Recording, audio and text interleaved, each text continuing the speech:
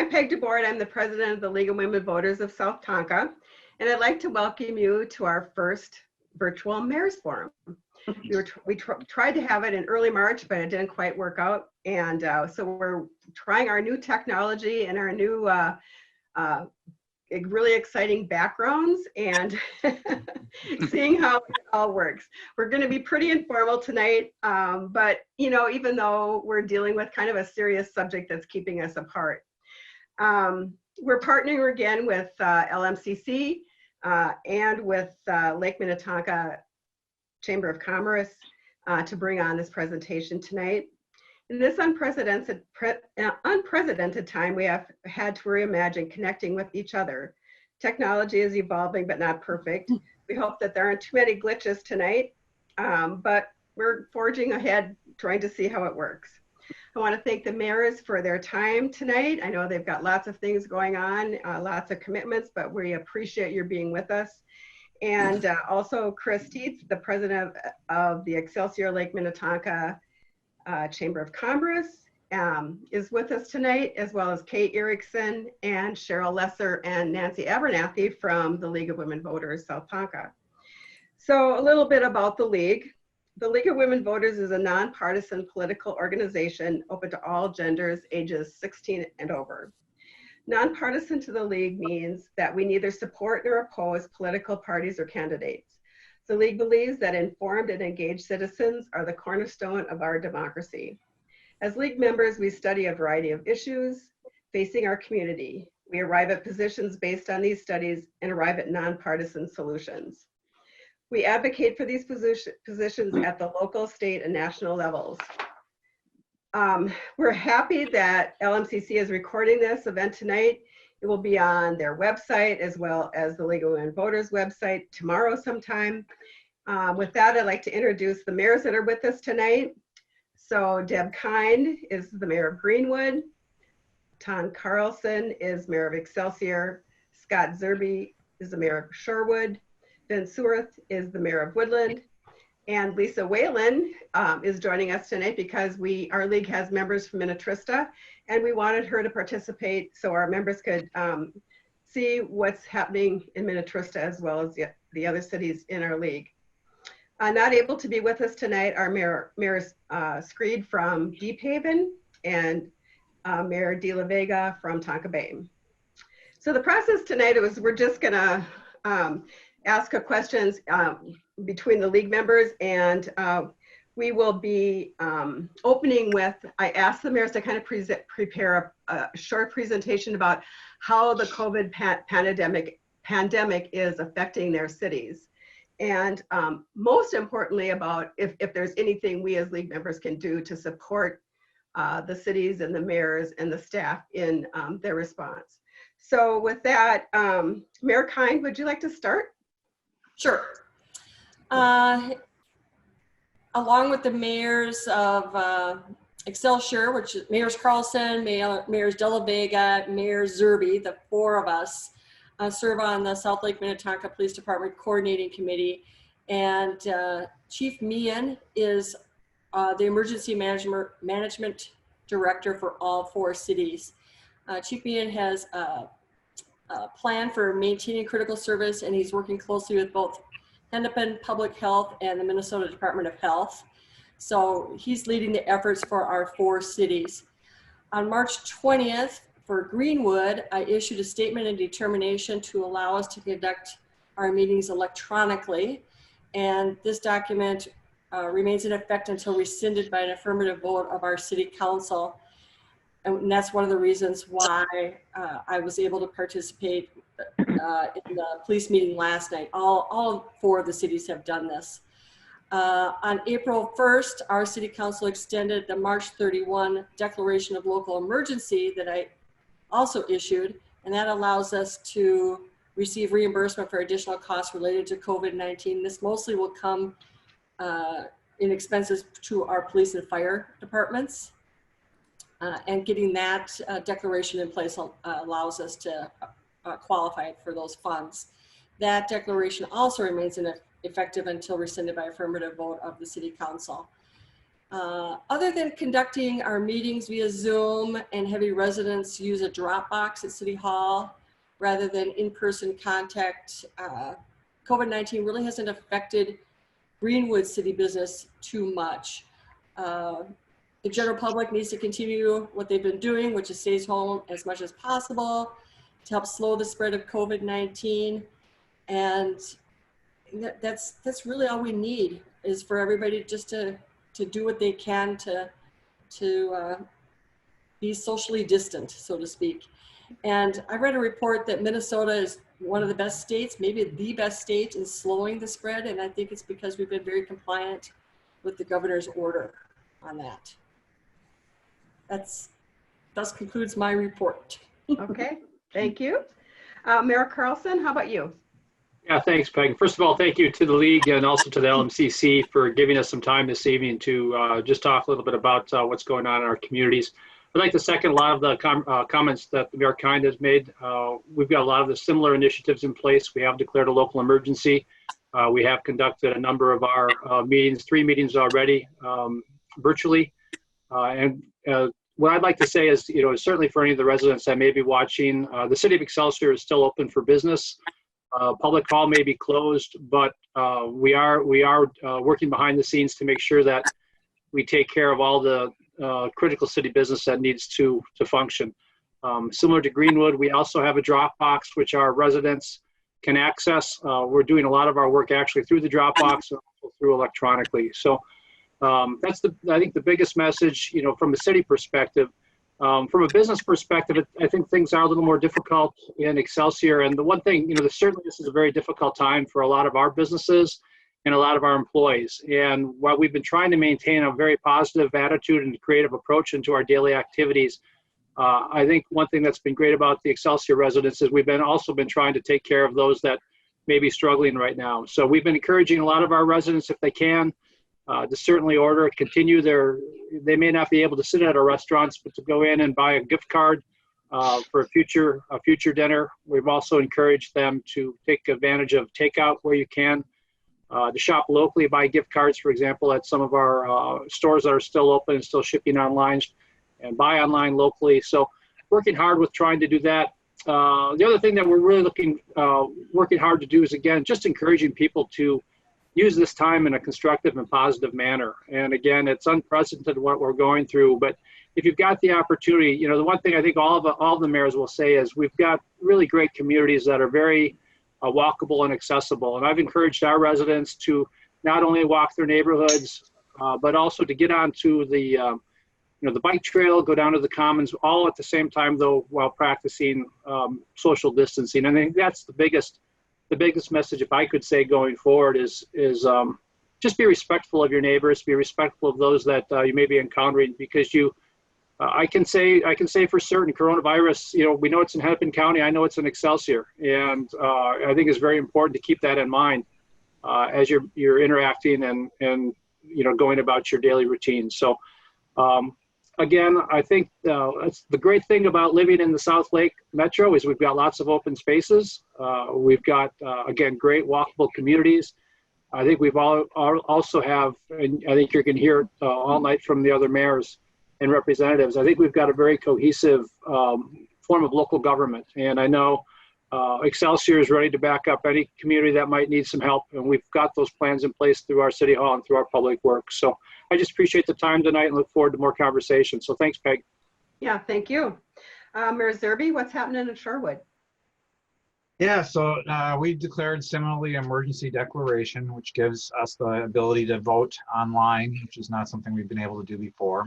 It also grants myself, the mayor, the ability to make decisions that are in act until the next council meeting, which would then take place permanently should the council go ahead and vote for those actions. All the public buildings in Shorewood are closed to the public, so that's our community center, our city, our public works, our city hall. We do have the Dropbox, as the other cities do. Our staff is continuing to work full time. They are working in a alternating schedule, one day at home and one day in the office, so that they can keep the social distance in the office and continue to work. We've also closed the playgrounds, which have been a little bit of a concern. the tennis courts and the lacrosse field. We are seeing some activity at the lacrosse field. There's been some reports of covert gatherings by some of the kids at the lacrosse field, and we're keeping an eye on that. We've alerted public safety to that. Our stores, for the most part, remain open. Of course, Cub grocery store is open. The hardware store is considered an essential service, and they've marked the floor with social distancing guidelines. X is where to stand. The nurseries are beginning to open. We have 2 of them that are going. So I know there's kind of a trend now for people to start looking at growing more food at home, which is an interesting effect of the COVID virus. I have not confirmed, but I believe there's been a COVID case at the Shorewood landings, or the pillars as it is now. And if that data is online, you can find out which facilities have had reports. So with that, again, we do share the same police and the same fire services, so that information is the same. Okay, thank you. Mayor Whalen? Yeah, good evening. Thank you. First of all, again, I apologize for only being present via audio. I'm one of the glitches, as was said before, but thank you to the League of Women Voters and also to the LMCC and to the Chamber of Commerce for hosting this event. I know this wasn't something that was planned, at least not in this venue, but like so much that's happened or changed over the last month, we're adapting. So in Minnetrista, like most other cities, our city hall is closed. We are still functioning at full time. We don't allow walk-ins or in-person business. However, our staff is working remotely. Some of them are at City Hall. They have to be there for various reasons, and they are practicing the distancing. The other thing is our police department, again, is also functioning full-time. We have made a few minor changes. One of them is that our police officers have to disinfect their squad cars before and after every time that they're in them. And then the other thing is too, they also have the N95 masks, as well as gloves, as well as gowns, should those be needed if they need to assist individuals. So those are just some of the changes that are happening. Our city council meetings are via Zoom, audio only at this point. And then those recordings are being posted to our website. So if residents would like to listen in, they can do 2 things. They can listen in live, or they can go to our website later on and they can listen to the recording. Our parks, as some of you have mentioned, our parks and playgrounds are closed as well. And we encourage and want to highly discourage people from congregating in our parks. If you want to go out for a walk, certainly acceptable, encourage that. Again, keep your distance. I did issue a state of emergency on March 23rd, and this will, as the other mayors have mentioned, provide the opportunity for us to act quickly should a situation arise. And this also positions us for reimbursements of expenses that are directly related to the COVID-19 should they become available. The other thing, I did also declare a declaration for meetings via the internet. The other thing, so what can the public do? I would just highly encourage you to stay at home as much as possible, get out and walk, do what you need to do, but again, practice that social distancing. The other thing I'd like to encourage people to do, some of us have enough. If you have enough, consider contributing to some of our local charities, such as We Can and our local food shelves. There are people in our community that aren't as fortunate as others, and they need this help right now. So I would just like to encourage our people to make contributions if they can. So with that, that's all I have right now. Great, thank you. Mayor Seward, welcome. This is all new to me. I just became mayor of Woodland 1st of December. So far, we've experienced very good social distancing within the city, being as though we're all residential. My wife and I take a walk every day around the city. Don't cover all of the city streets, but we've talked to people, and everybody is really maintain social distancing very good, very well. Spirits seem to be high. Just like to keep people on the same track and go from there. Okay, great, thank you. Okay, I'd like to introduce Chris Teets now, who is the president of the Excelsior Lake Minnetonka Chamber of Commerce, and he's going to tell us a little bit about how the pandemic is affecting our local businesses. Chris? There we go. Thanks very much, Peg, and thanks to all the mayors for participating tonight and being the leaders that you are in the communities that you represent. Yeah, so we've been doing a lot of stuff for our members within the 5 districts that we represent, which is Excelsior, Shorewood, Deep Haven, Greenwood, and Tonka Bay. We have roughly around 300 members, and just trying to support them as much as we can.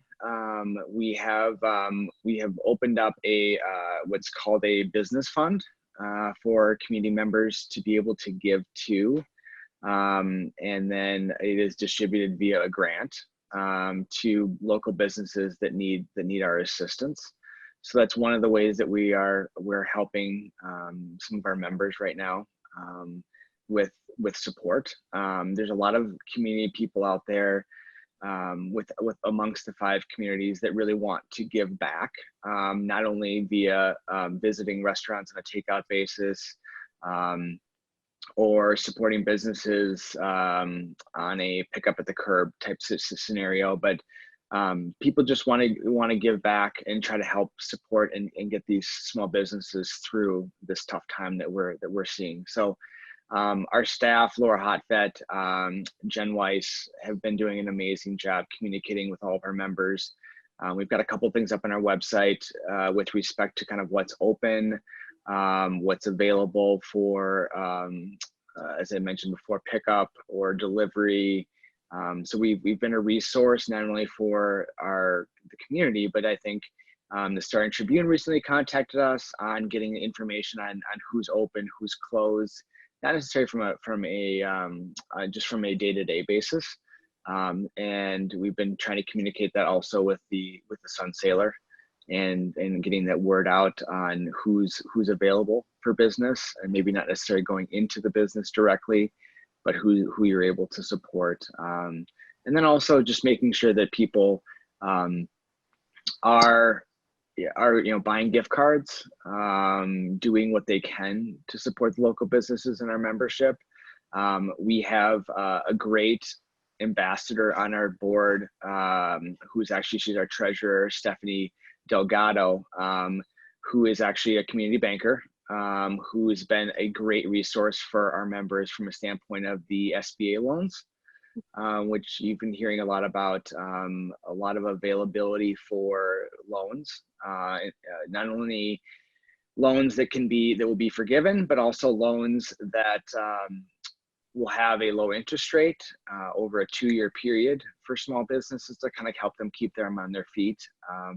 So she's been a great resource. We've been having calls on Wednesday mornings, an open call, usually 8:30 to 9:30. We've been seeing about attendance of about 30 to 40 small business owners or members that have participated, and an open forum to ask questions, to just communicate with other small business owners through a virtual environment. And it's been really great. It's developed a lot of camaraderie, but also really a good resource for people to ask questions and to express not only their concerns for their business, but for concerns for other businesses. We have landlords on the line. We've had mayors on the line. We've actually had state representatives on the line on Wednesday mornings. So it's been a really great resource, and just doing everything we can to support our members and support small business in the community, in the South Lake community. So I just want to thank you guys for having me be a part of tonight. I'm honored and look forward to working with all of you as this continues, and then as the year continues as well. So thank you very much, Peg, and thanks everybody. Thank you, Chris. So we're kind of get back to some of the traditional questions that we typically ask during our Mayor's Forum. So Between Cheryl, Kay, and myself, we are going to be kind of asking a variety of questions. And so Cheryl's going to start out tonight with some what's happening relative to major infrastructure projects. Thank you, Peg, and thank you, mayors. First question is, what major infrastructure projects are being planned for the coming year? And if anyone wants to jump in. Sure. This is Todd Carlson, Mayor of Excelsior. Real quick, I think as we talked certainly last year. We've been talking throughout the year. Our community, it's probably the biggest opportunity we have is to continue to work on our infrastructure, and we have been continually doing that since going back 2018, 2017. Last year, we undertook a major road and infrastructure project in our College Lake area. This year, we're going to finalize that. We've got some work on Glencoe we're going to finish. We're going to make some improvements, some modifications to our trail crossing at Water Street. We also have another major infrastructure project that we'll be undertaking in our George Street area. And we're also doing some safety and pedestrian improvement work on Mill Street over by 3rd Avenue. Again, Mill and Powers is certainly an area that's very well highly traveled, and trying to make that corridor safer for not only our residents that live over there, but also for residents from the surrounding communities that want to come to Excelsior either on their bike or walking. So infrastructure is one of our biggest themes. It also goes to the Commons Park. We've got a lot of work that we're undertaking. We'll be undertaking within the Commons. This year, actually last year, we were successful in earning our 5% or 0.5% sales tax for improvements to the Commons. And right now we're undertaking and working on designing a new band shell for the Excelsior Commons. So we'll continue to work with infrastructure going forward. You know, we've got some parking lot improvements we've got on hand for our Water Street area. We'll also have additional road projects coming up over the course of the next couple of years. So certainly a lot continuing to go on in the city of Excelsior for infrastructure. Thanks, Mayor Carlson. If anyone else wants to talk about their infrastructure projects coming up, or alternatively, if you'd like to talk to the most pressing infrastructure needs in your city. Anyone else? I can give you some updates. As Mayor Carlson mentioned, Mill Street Trail is a project that both Excelsior and Shorewood are working in cooperation with Hennepin County, as that is a county road. It's taken some time to get that project put together. As you know, there is a school on that road and a trail that stops at the border of Shorewood from Chanhassen, so it'll be nice to see that come to place. We're continuing to complete work in Badger Park. We've spent probably $1.5 million in that park, and we're on to phase 3. The new playground equipment has been installed, which has a nautical theme to it. It actually looks like a big pirate vessel. It's kind of neat. The sidewalks and the shelter are done, and we have a modern facility, high tech, called a bathroom now installed in that park, which is brand new and will be well used, I'm sure, along with the lacrosse field. The playground surface will be installed, and then we're going to redo the tennis courts as well. So we've also made some improvements to the Shorewood Community and Event Center, including a new patio, which is outside. We've got new flat screens in there. It's really come a long ways in the last couple of years. We are going to continue working on our road work. We have been working on Enchanted and Shady Island, which Mayor Whalen is aware of, since we share access to those islands, and we are going to be very cautious as we bring that equipment in. Interesting point, Enchanted Island is named Enchanted because it has a spiritual significance to Native Americans, and so it took us about 2 years longer than we thought because we had to do the archaeology study on that as well. We'll also be working on Woodside and Kathleen Court. We've been working on a west side Shorewood stormwater management plan, which is quite extensive. Looks like it'll be a project all total about $6 to $7 million to get it completed. We've purchased land on Smithtown Road, which we will be building a holding pond for, which will be one of the first things, as well as some drainage issues along Beverly and one of the cemeteries that we have sort of inherited there. So lots going on. We continue to look for how we can get these roads repaired quicker. It seems that most of the roads in Shorewood were built in the 70s, and they seem to all be failing at the same time. With 51 miles of roads, we cannot do it all at once. So we're looking to accelerate that by using bonding, which we will be discussing and phasing in over the next couple of years.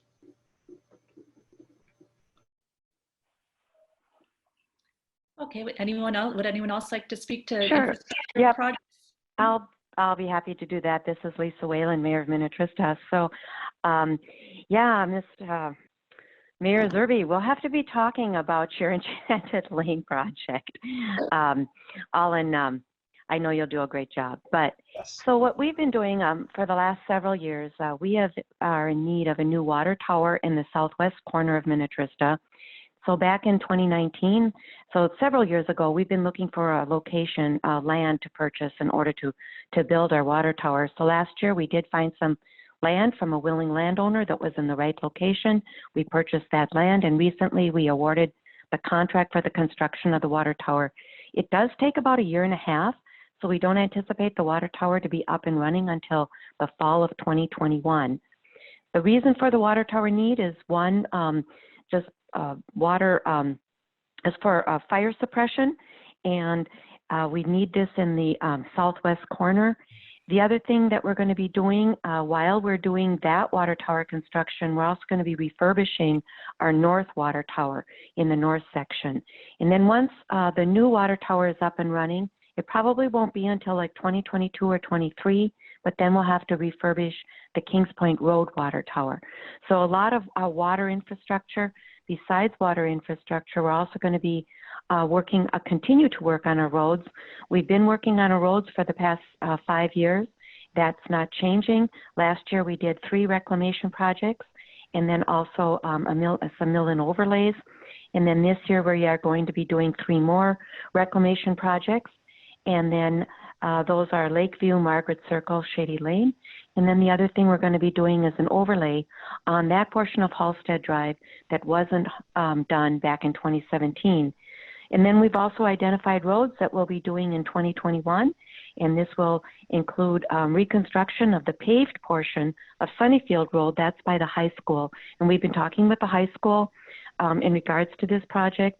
They're aware of it, and we're working with them collaboratively to see what their needs are and what our needs are, and we'll be doing that in the year 2021 as well. Those are pretty much our large infrastructure projects. Okay. I've got two more to add to the list, and they're cooperative projects with 2 of the mayors at this meeting. One is potential improvements to St. Albans Bay Road, which we share with Shorewood. That is getting to be higher on our list of priorities to get done. And hopefully that'll happen this year or the next year. We'll work with Shorewood on that.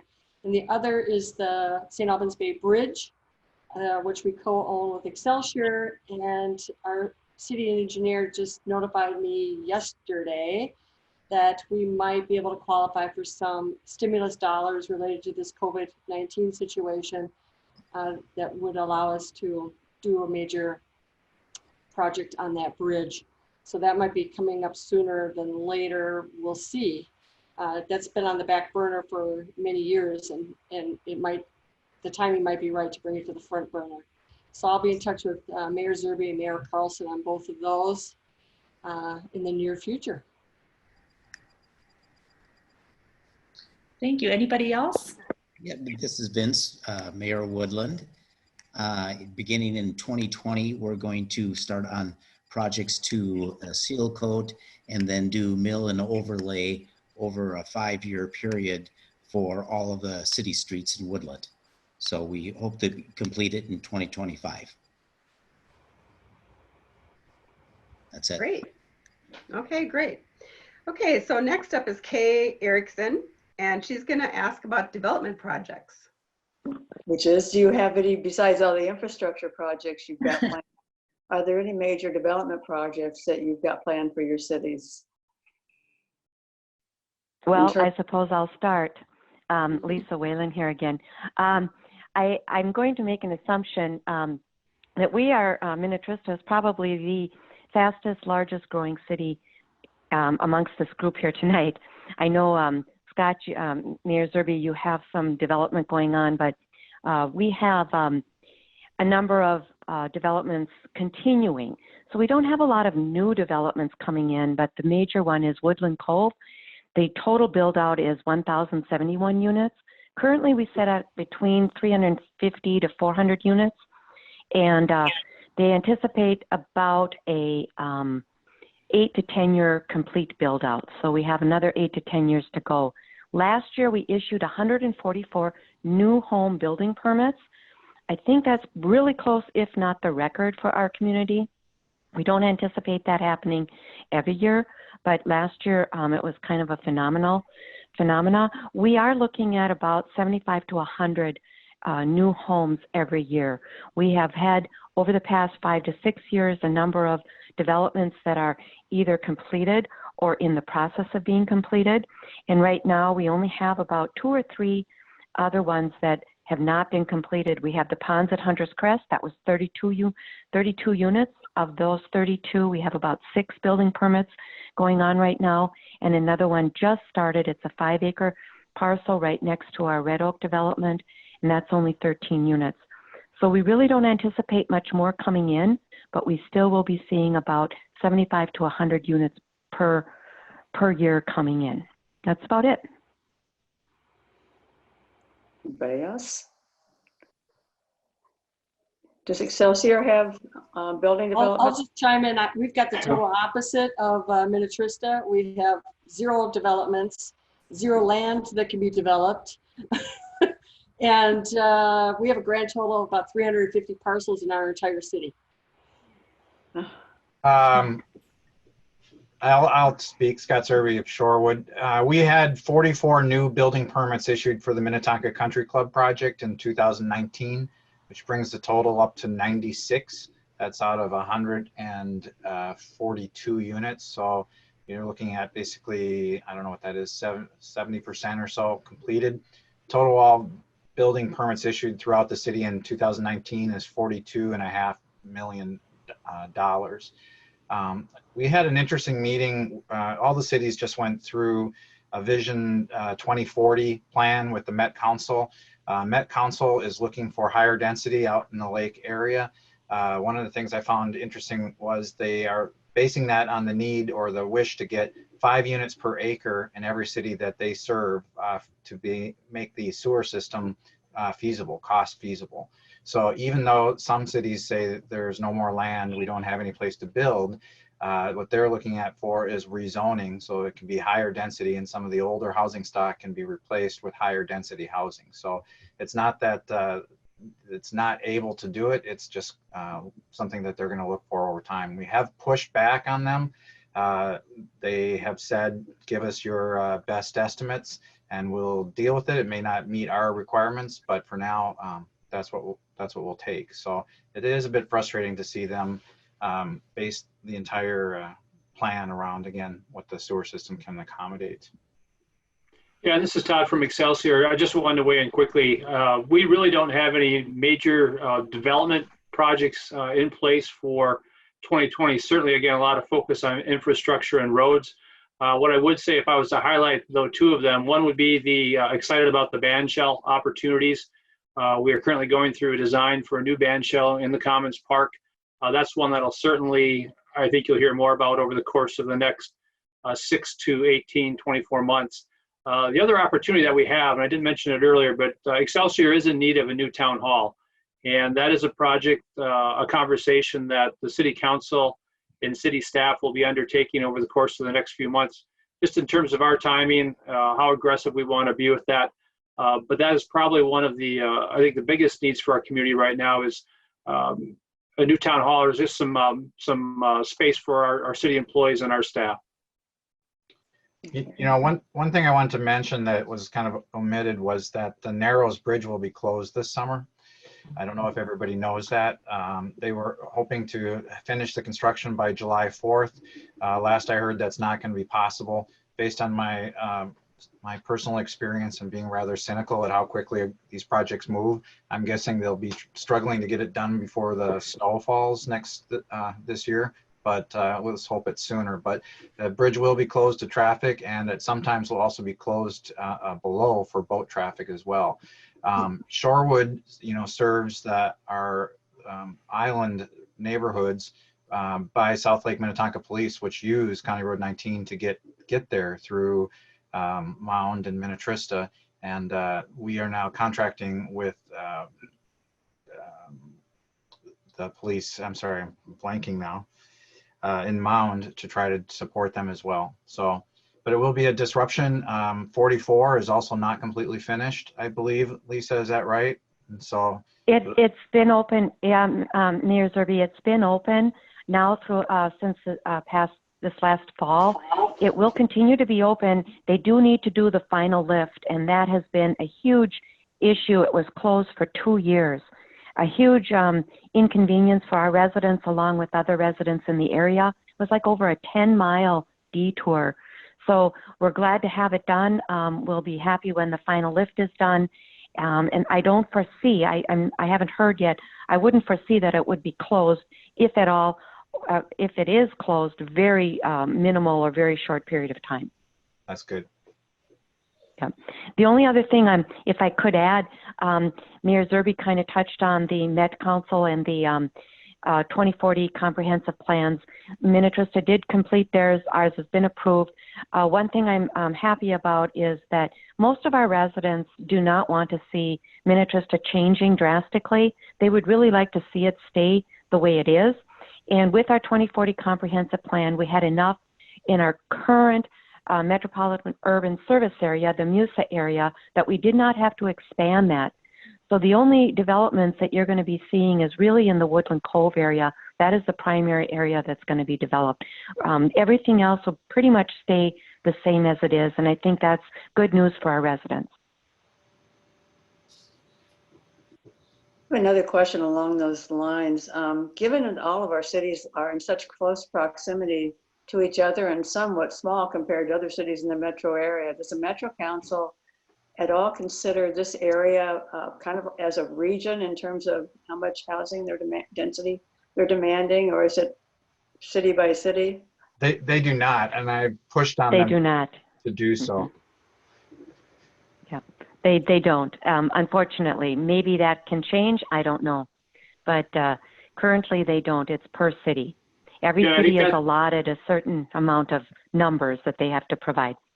Yeah, I think that is an important distinction, and one certainly as mayors and city leaders that we need to take up, because there are other impacts that come with that. And I think each of our cities, are working hard to take care of ourselves, let alone trying to, address what's being driven down. So yeah, thanks for raising that, Scott and Lisa. Yeah. What would you suggest as a way? I mean, is there a way to meet with the Met Council? I mean, I don't know what you folks have done in terms of communicating with them. I assume you have to some respect, or is it just all numbers? We have met with the Met Council. We had them out to Shorewood and discussed it in great detail. They are reluctant to change the way that they deal with the cities. They realize it's an issue. They have the same problem with the marina on the St. Croix and some of those cities along the river there. So they're aware of it. They just don't know how to deal with it yet. I'm personally pushing for political change on the way that the Met Council is assembled right now. It's done through appointment by the governor's office. And I don't feel that we get the representation that is deserving for that type of government agency. If I can weigh in just a little bit on that, I think traditionally the Met Council has been kind of out there and kind of don't touch us, so we can do what we want. Right now, there's a number of appointees, board members that are previously were mayors. That might help our cause a little bit, but I think collaborating and joining together as a group out here and addressing the Met Council and trying to figure out what would be better or best for our communities out here versus just a carte blanche, one thing fits all approach. They might be a little more open to that right now. I think this board, this Met Council is probably the most open that I have seen, and again, I'm not saying that they're going to be open to change, but as far as I've seen so far, they're more open to listening. And so I would recommend that maybe the mayors in this area get together and that we do some kind of a collaboration to approach the Met Council to address this issue, because I think it's a really big and important issue. Thank you. The other thing too, this is Peg. The other thing too is that the league also has positions on the Met Council and their governance. And so if there is something that the league, whether it's South Tonka's league or whether it's with the League of Women Voters Minnesota, if there is some way that we can help support you in your efforts, please let us know. I have a quick question, if you don't mind me asking. I have a question for all the mayors, really. And what type of control, this is respect to development, what type of control do you guys have over quality of development, look, feel, the aesthetics of what goes on in your communities? Can you guys speak a little bit about what role you guys play in that, if any, and what the end result is in development? Well, I'll start. I know Excelsior has probably a little more control over that, and Mayor Carls can get into that. But Shorewood doesn't have a lot until we get into what's called a planned unit development or a conditional use permit. Then we can get into some more of the details in terms of what the appearance is like. I think what people kind of forget quite often is that landowners have a constitutional right to be able to develop their land.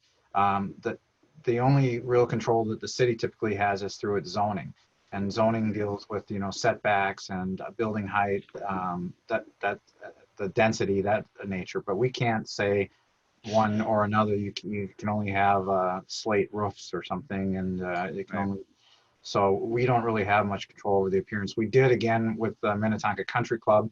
We did approve those plans, the types of housing and the villas, as well as some of the general look to it. We didn't get into the specifics, but again, Excelsior with the Historic Preservation Committee has a little more control on that. Maybe Mayor Carlson can talk to that. Yeah, I'd be happy to. And I think if you were to break that question down, I'd break it down into two parts for Excelsior. The first is for our business district. And I certainly think, from the city's perspective, we do have a lot of control over how our downtown looks, specifically our streetscape on Water Street. We do have a very active Heritage Preservation Commission that has been actually looking at getting our downtown designated on the National Register of Historic Places. We're very diligent in terms of any building or any repairs that are done downtown, in terms of how those repairs look, using materials of like period or like architecture, again, on our Water Street. So from a business perspective, we certainly, I think, have a lot of control. I think if you were to ask our residents would probably also say we exert a little bit too much control over residential design as well. There has been a lot of conversation recently in Excelsior as it relates to residential design. It seems to be a topic that our city council has been discussing for a number of years now. I think at the end of the day, what we're trying to do is we're just simply trying to find some balance in Excelsior from our resident and our residential neighborhoods. We do have a lot of historic properties, a lot of properties that date back to the 1800s, early 1900s in our village area. Some of those properties are at risk, or they may not be large enough, for some of the uses that families would like nowadays. So we've had, some discussion about, at what point and what size and scale, should houses be that replace those. So we've had a lot of that discussion over the last couple of years, but we're just really trying to find a balance. And as Mayor Zerby mentioned, it's really all about, at the end of the day, making sure that you have zoning ordinances and that you have things on the book that your residents understand, that your city staff can stand behind, and that hopefully strike the right balance between property owners' rights and the rights of those folks living next door and around. So we're trying to do the best we can. I think that's my biggest message, as I think all the mayors are. We're just simply trying to do the best we can, and making sure specifically for Excelsior, that we protect a lot of the character, and I think a lot of the charm that people come to expect when they come to visit our town, either eat in our restaurants or shop in our shops or just walk around our neighborhoods.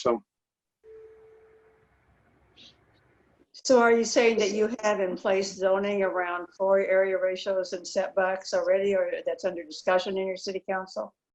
For the city of Excelsior, we've done a lot of work in terms of building height and setbacks. One of the topics that we are discussing though right now is the topic of floor area ratio.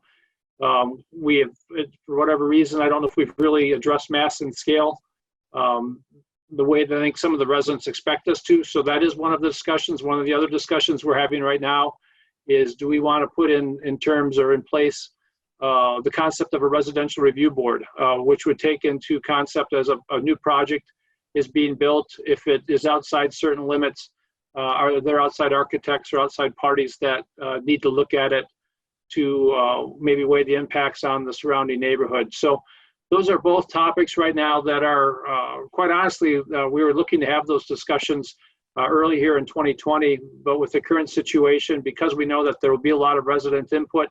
And that's the biggest thing that I'd like to stress is, from my city council, we really try to be transparent, and we want to make sure that we listen to all the residents, no matter what side, what side of the issue they sit on, so that we could try to, again, find balance and just come to the best decision for our community. But yeah, I appreciate you're asking that, because those are two topics that are being discussed. From my perspective, we'll probably get to those, certainly as the pandemic seems to lift a little bit, when we get back to actual holding city council meetings where we can hear from the residents in person, hopefully sometimes towards the middle of the year here. Any other cities dealing with those kinds of things? I'll weigh in here. Lisa Whalen again here. So I think Minnetrista is in a little bit different situation than some of the smaller cities, where smaller cities may have a house here or there, as Mayor Carlson just pointed out, whereas we have developments coming in with 30, 40 thousands of new homes. What we have in place is we have architectural standards that they have to meet, and those are for our developments. We have setbacks that they have to meet, height requirements, all of that. So we have all of those standards in place, and the city council has discretion over that. And we don't go over every single home that they build, but they have to come forward with a development agreement, and it has to adhere to our standards. Just thought I'd throw that in. Yeah, and this is Todd. I appreciate it just reminded me of one conversation that we're having as it relates to floor area ratio or residential review board. Whatever the outcome, I think one of the good discussions that this council's had with input from our different commissions, and we also had a residential review board committee looking at the issue, is hopefully, I think you'll see, and again, I can't speak for my council and I can't speak for my staff, but I think one of the good outputs we're having conversation around right now is a list of 10 good neighbor guidelines, which are really, again, designed to encourage neighbors to work with each other if projects are being proposed or projects are going to be built, making sure that the neighbors are talking, that make sure everybody understands, really each other's point of view. And my hope is that through those good neighbor guidelines, whether they're adopted or not, at least we start the discussion and we get, we just create a little more cohesiveness in some of our dealings. So I wanted to highlight that, because I think, again, some real good work's been done there. Anybody else? Speaking about good neighbor guidelines, one more thing, and that's vacation rentals by owner. That keeps coming up. Do any of you have ordinances around that limit? Excelsior does not. Minnetrista does. Deb, you need to unmute. Gotcha. Sorry about that. Greenwood does. We have a vacation rental. Well, we don't call it that. It's a ordinance where you're limited to 2 rental groups in a 4-month period. So basically prohibits vacation rentals. Okay. We expanded our rental policy to only allow short-term rental of 30 days, nothing less than that at this point. And they still have to get a rental license and have the inspection done as well. In Minnetrista, we don't have licensing requirements, but we do prohibit anything less than 30 days. Okay. Okay. In the cities, I guess, in Shorewood and Minnetrista, when you are entertaining new home development, are you considering affordable housing within that mixture, or is what kind of housing are we looking at relative to affordability? In Shorewood, it's rather difficult to do affordable housing. Affordable housing, I think, is defined as 60% of the average for the metropolitan area. This is just a really popular area to live: Excelsior, Deep Haven, Greenwood, all that. So the land is very expensive. A half-acre lot in Shorewood is somewhere north of $300,000. To build a home, the rule of thumb, I'm told, is about double that for the house. So in other words, it's about $600,000 for the building itself. So you're looking then at about a $900,000 new home as a cost. The only way to really reach an affordable housing in this area would to be through government subsidies, which are not very popular politically, or a very high density, which again is also rather challenging to do in this area. Our most affordable housing is our older housing, our old stock, and that, you know, is always sort of subject to be changed because people are looking again at moving out to this area. They're willing to buy the older homes, knock them down, and build something more contemporary. So I would mirror Scott's comments. Because of land costs out here, it's extremely difficult to build affordable housing unless it's with government subsidies. And again, kind of mirroring what Mayor Zerby was saying, there's just, it's very difficult.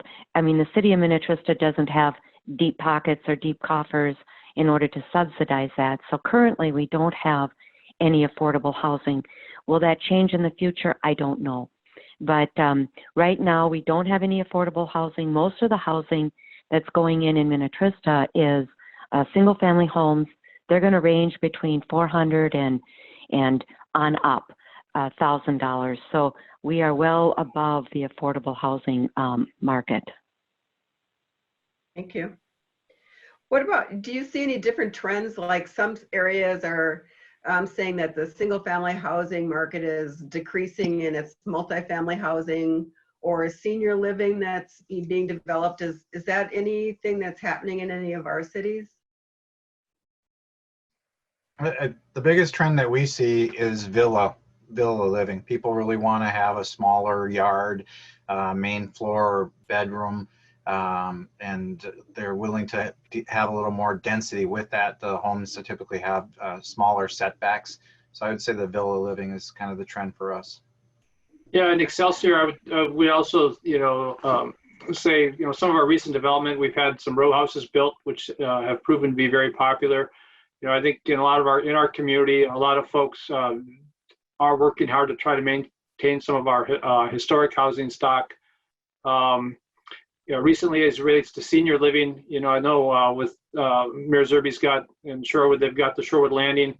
We recently just finished construction of the Water Senior Living Development over by College Lake. So, getting a lot of interest in senior living, as well as, again, just trying to make sure we have maintain housing stock for those people that are still trying to find maybe perhaps an entry level, even though it's getting more expensive, an entry level home in Excelsior. So in Minnetrista, we don't have a lot of variation. Most of it is single family. However, we did have a development come in. They got approval, but they didn't move forward with it, and that was for our senior living community. We would love to have more diversity because it would be nice for some of our seniors that want to downsize or want to move out of their large single family homes with large yards. They'd like to move into something smaller. We are offering in the Woodland Cove development and also the new development, which is Jennings Oaks Bay. those are going to be the, not townhomes, but the, now my mind is gone, for seniors basically that want to downsize, want smaller yards, and still want the amenities of a single family home. The other thing, but we would really like to see more senior living so that our seniors can stay in Minnetrista. Right now, there isn't that option if they want to move into a senior living apartment. Okay, anybody else? All right, Cheryl, you're up. So we talked just a little bit about parks and trails. So I know Mayor Carlson, you touched on the Commons plan, and Mayor Zerby, you talked a little bit about Badrick Park. Is there anything else that anyone wants to add about parks or trails, upgrades, public spaces? I'll just weigh in real quick. I just think there's such a critical component of just the lifestyle that we have here in the South Lake. You know, and I think you're really starting to see it with everything that's going on with the, you know, the shelter-in-place orders and the request to stay at home is, you know, when people have the chance now to get out and about, it's really encouraged them to maintain their social distance, but, you know, to walk your neighborhoods and walk the trails. And I get on to the trail that connects, you know, Greenwood and Shorewood through Excelsior. I'm on that every day, and I'm just amazed to see, you know, how many people are walking, how many people are biking, and just trying to take advantage of it. You know, we've had some concern at the Commons. The Commons has gotten to be a very popular place for folks to try to gather. We've had some concern with that, trying to make sure, again, that people are respectful of everybody's space. But I think parks, and again, that infrastructure of having open space are critical. I know we're trying to do some additional things within our community to help develop some of our other open spaces. And I just think it's one of the unique characters and assets that makes living in the South Lake and living in Excelsior just a unique and special place to be. We continue to work with the Three Rivers Park District on the Lake Minnetonka Regional Trail. Our council has not really been pleased with the improvements to the trail crossing on County Road 19. I don't know if you remember, but a few years ago, there was a plan to put a suspended bridge or a bridgeway over that road, which got canceled because of escalating costs on it. So we continue to push Three Rivers Park District to do something that's not at grade. I personally think we could do it below grade in some kind of a tunnel there, maybe raise County Road 19 slightly, but it's an uphill battle. We are also working with the Three Rivers Park District to try to do better maintenance alongside the trail. One of the things that one of our council members realized was that when they do the tree trimmings, they're simply leaving the tree branches in the rut alongside the trail, which is actually a drainage system that was built for the railroad, and it serves the trail as well. So if with that getting clogged with the branches, you know that the Lake Minnetonka Regional Trail is clay-based or compacted gravel. You get a lot of runoff that's going across the trail, creating a lot of muddy spaces and making it not as easy to traverse. So we're working with them. It's a complicated system because the sides of the trail, actually the trail itself, is owned by the Hennepin County Railroad Authority. It's not owned by the Three Rivers Park District or any of the cities. And so we have to work with the Railroad Authority to try to get those improvements done. Thank you. Anyone else? I'll just chime in real quick. We have a lot of small city parks in Minnetrista. We have one larger park. So next year, not a lot planned, but we are looking at adding a picnic pavilion, shelter. That's really the only city improvement that we're looking at for next year. The other thing is, though, we are blessed with having lots of open space, lots and lots of open space, and not all public, of course, but we have the regional park in Minnetrista. We have the Gale Woods, also Three Rivers Park in Minnetrista, and then we have two trails that traverse through Minnetrista. So those are all wonderful assets for our residents as well as residents all around the lake. Hey, real quickly, if I could just chime in one more, I just have to do a shout out and call out to our city staff and our public works, as I'm sure all the mayors would, for the respective communities. And I just want to compliment, we've got a small staff here in Excelsior, but they do just a terrific job. And when you think about, all the open space we do have with the commons, with some of the trail, I want to be sure I'm not remiss in shouting out and thank you to our public works department and our city staff. Okay, thank you. And then kind of along those lines, any efforts in your cities to protect the environment?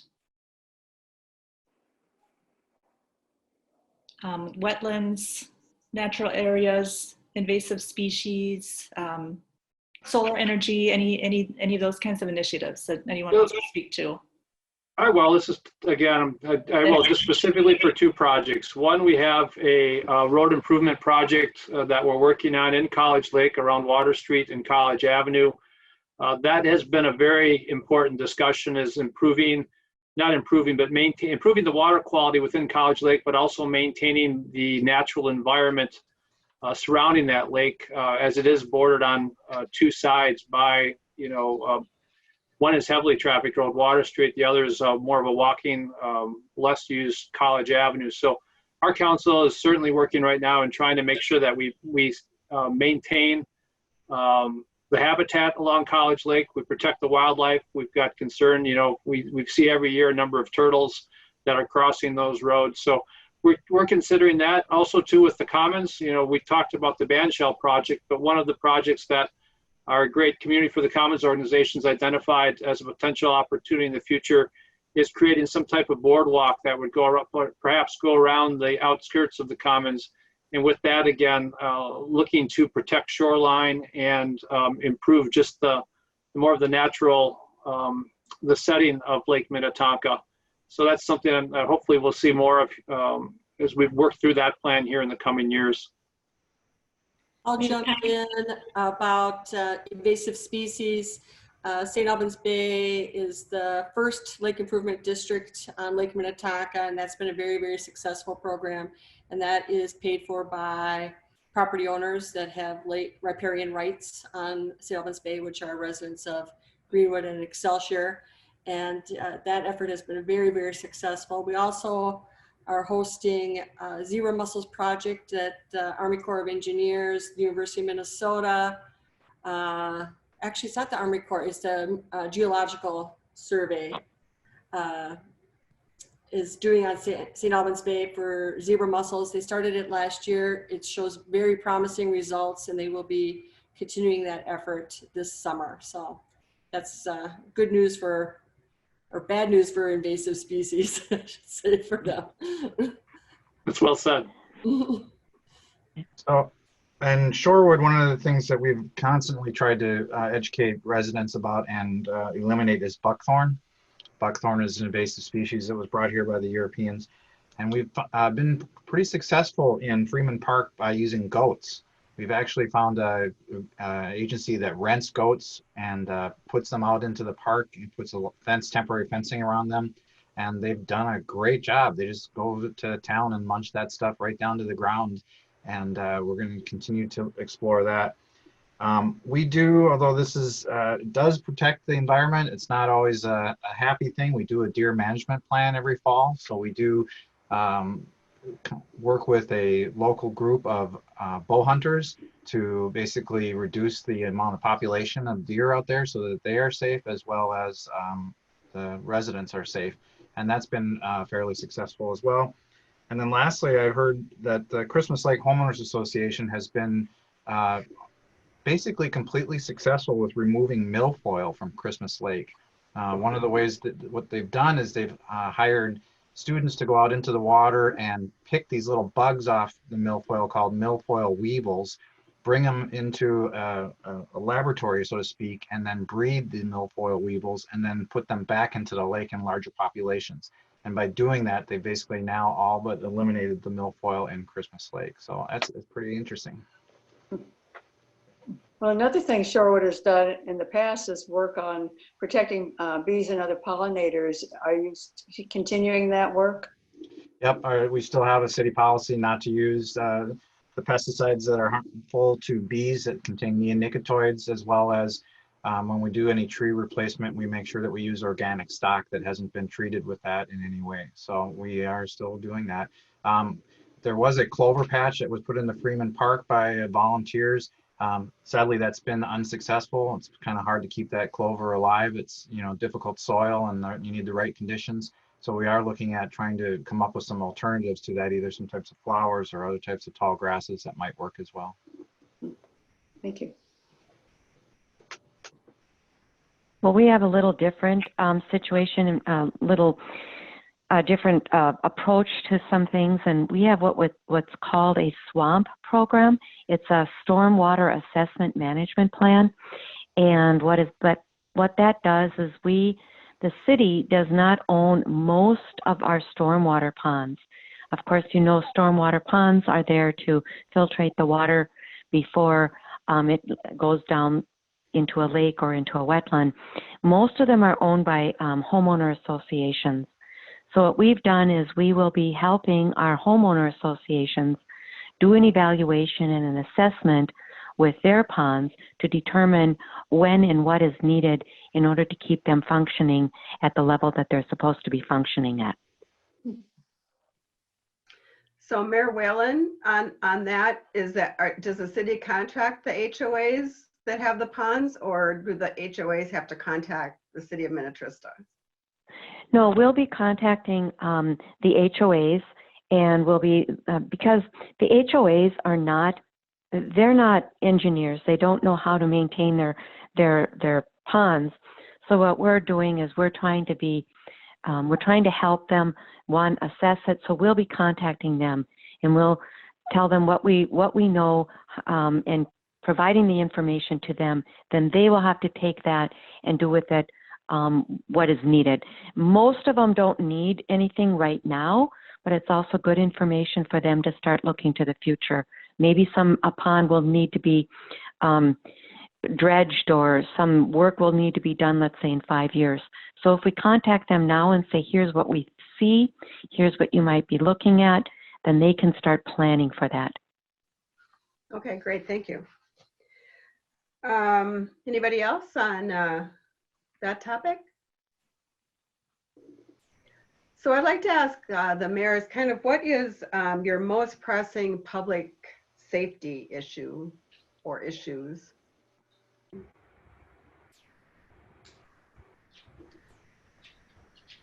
Well, it's interesting. I'll just start, I guess. This is kind of related to the COVID as well.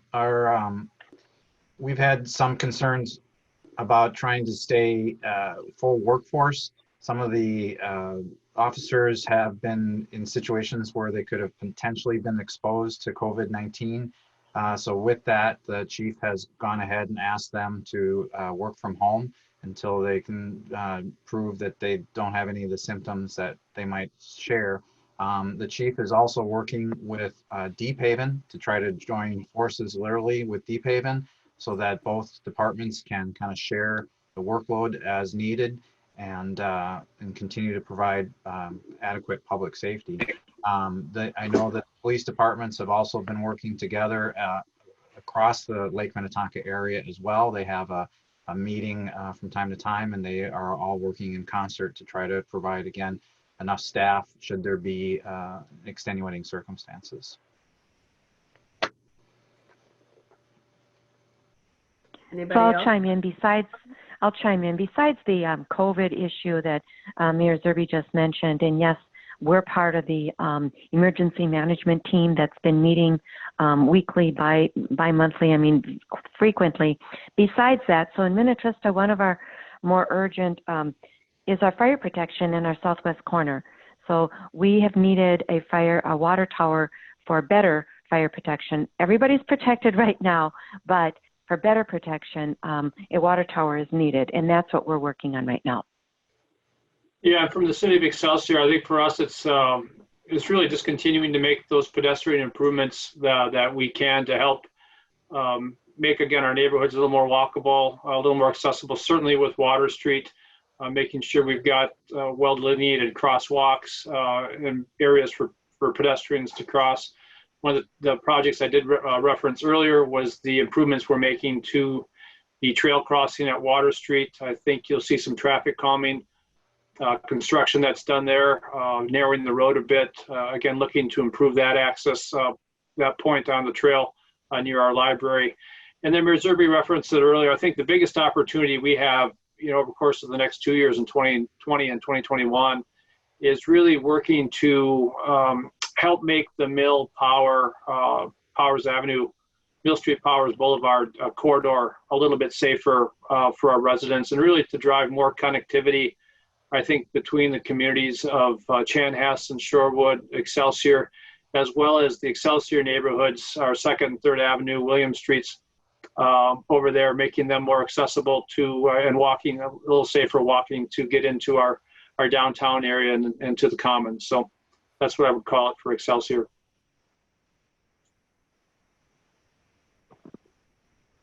Anybody else?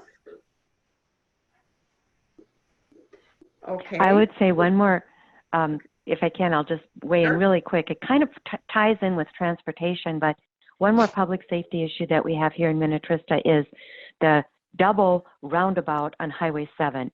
We've had multiple accidents there, and we've asked MnDOT, and this is a MnDOT roundabout, so the city doesn't have any say as to what happens there, but we would really like to see that be turned into a single roundabout. The double roundabout is really causing a lot of hassles and a lot of safety issues. That's one of the public safety issues that I would point out as well. Yeah, I want to be sure just to clarify too, for when I talked about Mill and Powers, it's 2nd and 3rd Avenue area. William Street is off our Oak Street access, and that's also an access point that we've looked to calm down as well.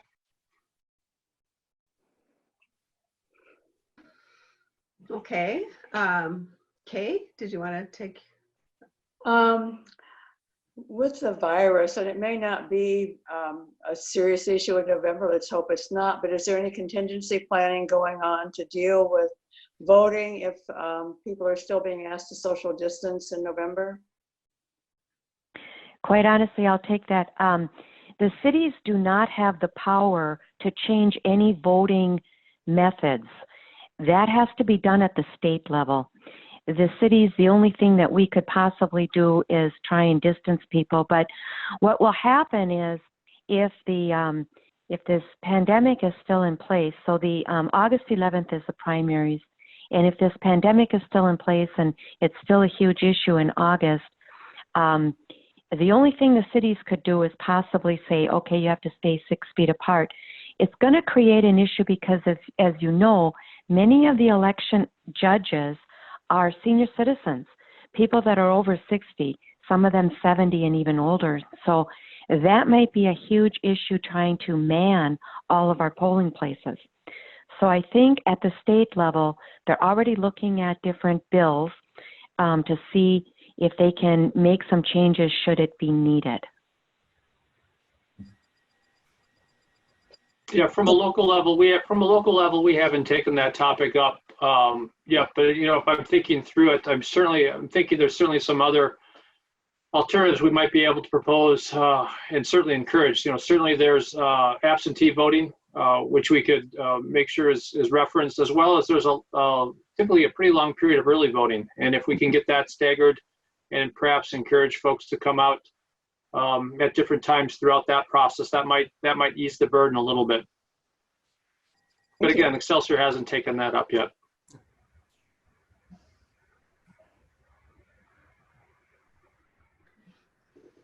Okay. Kay, did you want to ask Mayor Zerbies about the South Shore Center? Oh, sure. How is the South Shore Center going? That's the current structure with a big owned by Shorewood has been going on for a little while now. Is that doing well? Yeah, I think it's going great. We have a dedicated employee to it, Twyla Grout. She's done a fabulous job. She spent a lot of time working on, again, remodeling it. If you've been there, there's new lighting, new furniture. They painted the walls. It really looks nice. The kitchen has been redone, which I'll just make a little side note. The kitchen at the community center is a commercial grade kitchen, which can be used by businesses. So if there's a business, for example, that wants to make candy or jam or something and then sell it at the farmer's market, that kitchen qualifies as what is needed to do that kind of production. So it's a nice little, I like to think of it as a small business incubator in a way. Like I said, there's been some remodeling to it. There's now a nice outdoor patio that's lit. There's a trail system that goes through the park. It's nice. We've seen an increase in rentals on it. The parking lot was expanded, so it's done well. The South Shore Senior Partners is an independent group of seniors which continue to be the main operator during the weekday, and they continue to run activities in there and have a very large list of things to do for everybody. So I think it's going well. We continue to try to take it up a little bit each year. You know, we're still covering some of the expenses. The city is. It's not a break-even center by any means. I have personally always viewed it as a park, and you don't break even on your parks by picnic shelters, as far as I know. So it's the same with the community center, and the council continues to support it. So it's going well. Thank you. It's closed, unfortunately, right now, but when it opens, it'll be great. Well, you know, we're getting close to the end of our time. So is there anything else that anybody would like to contribute or comment on before we wrap it up for the night? Well, you had mentioned in your email about the census. And so I just want to point out that it's very important to fill out the census so that we can maintain or even increase our representation in Washington. Plus, all of the monies that come to Minnesota, it's based on how many people we have. So it's really, really important to fill that out. Yeah, Shorewood is at 68% participation right now, which I think is really good. But yeah, the more people that we can get to fill that out. I know there's been some concern again with COVID about answering the door if there's someone there for the census. I don't think that's required. A lot of it can be done online. I'll just give a shout out to Julie Moore, who is our communications director. She's done a great job at communicating with residents through monthly newsletters as well as our website. So I continue to ask people to go to our website for the most recent information. I just had I'll call it a friendly debate with a resident at one of the council meetings who proclaimed that he wasn't being told stuff. He didn't know stuff. Why are these roads being rebuilt and no one's telling him? And I just reminded him that the way to find that out is really through our website and keeping in touch with the city. We have an email list that works again for the newsletter as well as a variety of other specialized areas like road construction. And I ask that people go there and put their name on there. We do not do mailings. I know most of the cities don't do mailings to the entire city on every issue that happens. There is a notification requirement for certain projects, but in my opinion, it's relatively small. It can be 500 feet, which is, you know, I don't know, maybe someone else knows, but it's like half a block, you know, of distance. It's not a lot. So it's really the responsibility to a large degree for the residents to keep informed. I recently found out that both the small local papers, the Sun Sailor and the Lakeshore, they don't really have any dedicated reporters any longer to the South Lake Minnetonka area. They've consolidated the number of reporters they have, and they just sort of cover, you know, the metro area or maybe the West metro area, but it's not specific to the Lake Minnetonka side of things. So you cannot count on our local press to keep you informed on what's going on as well as it maybe used to be able to do. Well, I was going to talk about the census a little bit, so that I checked today. So Minnesota has the highest response rate of 56.2% of eligible people to complete the census have done so. And the interesting thing is 41% of the responses have been completed online. So I think people are getting more and more comfortable with responding online to the pretty easy questions that are in the census, actually. So with that, is there anything more that we can help the cities express to your constituents tonight? I think from Excelsior, kind of, go ahead, please, go ahead. Okay, yeah, just kind of to follow up on similar things that Scott just was saying is the city of Minnetrista has a website, It's supposedly user-friendly, and I would highly recommend to all of our residents to visit our website frequently. We have a couple of new features on there. One, I have a mayor's blog. Check that out occasionally. And then also, we also have what's called an email alert. You can sign up for emails, and when something comes up, we'll send you an email. So I highly recommend to residents to do that. That's another way of staying connected. We do send out quarterly newsletters via snail mail still. So watch your mailbox for those on a quarterly basis. But also just the website is your best friend. So just want to put that out there. Yeah, that was going to be simply my comment too for the residents of Excelsior. Just make sure that you're in touch with the City of Excelsior's website. Also, too, if you have any concerns about any emergency preparations, I would encourage you to go to the South Lake Minnetonka Police Department's website as well.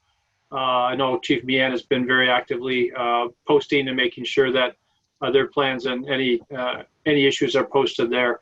The only other thing that I would simply like to mention is just really it's a pleasure to work with not only the league, the LMCC, also too the chamber, but also the mayors in the South Lake.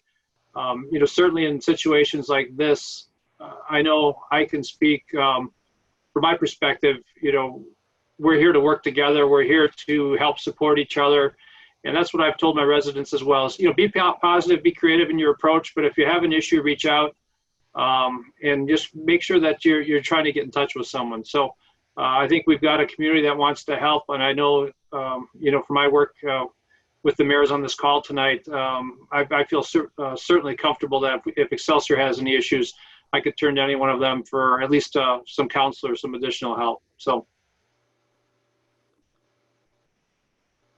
Okay, well, thank you all. I would like to thank the mayors for participating. I'd like to thank Chris from LMCC for jogging me along on this path to having a virtual mayor's meeting. Thank you for all for sort of, kind of saying yes in the last 5 days in order to be able to do this meeting. And I think it went off really well. So, and then again, thanks to the Chamber for co-sponsoring with us. So all of the information will be also on the League of Women Voters website. We try to be a community conduit for bringing communities together and as well as sharing information amongst us all. So thank you all. Good luck with all of the things that are happening in your cities and your families. Stay safe, stay well, and hope to see you soon in person. Thanks for hosting. Thank you. Thank you. Okay. Stay safe, stay healthy. Bye from Shorewood. Bye. All right. Shop and Yeah. spend Bye. local. Thank you.